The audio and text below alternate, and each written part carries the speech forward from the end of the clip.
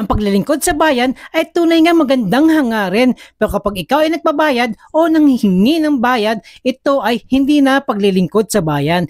Ito ay isa ng kumikitang kabuhayan. Itong si Pera Lucas ay meron ng issue ng korupsyon dahil isa ng korupsyon na ang isang panghingi o pagbabayad sa anyang serbisyo pampubliko na kanyang tinataguri sa anyang sarili dahil siya ay aminado o self-confessed na anti-corruption advocator, pero siya ay nanghingi ng pera sa ating o tumatanggap ng pera sa ating mga kabayan, hindi na siya masasabi na advocator ng anti-corruption dahil parte rin ito ng korupsyon yung panghingi niya o pagbabayad ng kanyang serbisyo publiko na sinasabi niya. Matatandaan na ipinabitag mo itong si Pera Lucas na isang OFW na nagtatrabaho sa Taiwan.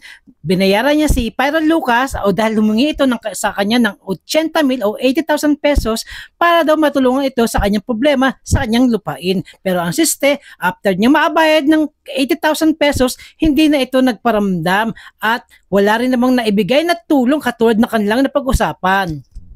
Kaya ang payo sa kanya ni Idol Ben Tulfo ay huwag manghingi ng pera kung ito ay may kung siya sinasabi niyang isa siyang public servant dahil kapag ikaw binayaran, hindi ka na pwedeng masabing public servant dahil ito na ay isang kumikitang kabuhayan. So, ang sabi sa kanya ni Ben Tulfo ay magtanong ka sa may alam, huwag ka nagmamarunong. At pag-alaman din natin na dati pala siyang member ng BACC o ito yung Violence Against Crime and Corruption na kung saan ang presidente nito ay si Boy Arsenio Evangelista.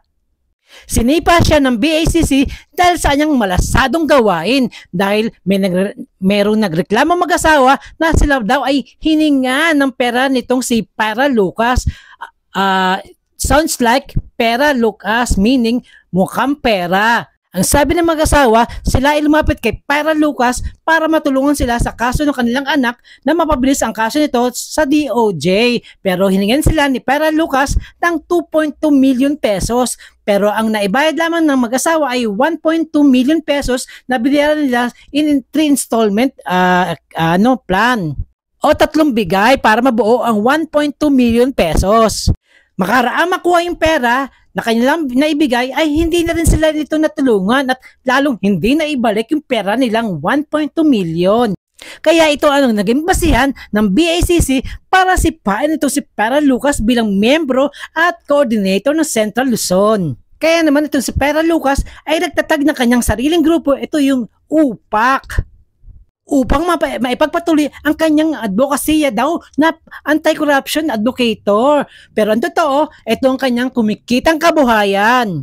Ngayon, ang mga politiko sa Tarlac naman ang kanyang sinisira. Patuloy ang kanyang mga pagbabanta ng demanda at masasampahan ng kaso o kaya naman ay madidisbar. Paborito niyang tirahin itong mag-asawang Rivera na si Kong Noel Rivera at si Vice Mayor Evelyn Rivera. Pati na rin itong Bamban Mayor na si Salting at iba pang mga politiko dyan sa may Tarlac.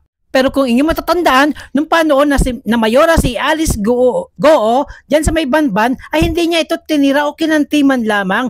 Bakit nga kaya? Dahil basta nabubusalan ng bunganga niya ng limpak-limpak na salapi. Sa pagtira niya sa mga politiko sa Tarlac, ito ay nag-expect siya na kahit isa man lang dito ay mag-abot sa kanya para tigilan niya ito sa paninira. Pero ang sistema, wag na wag po natin hayaan na mangyari ang ganitong uri ng pananakot at paninira. Tandaan lang sana ni Pera Lucas na ang kanyang ginagawa ay isang uri din ng korupsyon.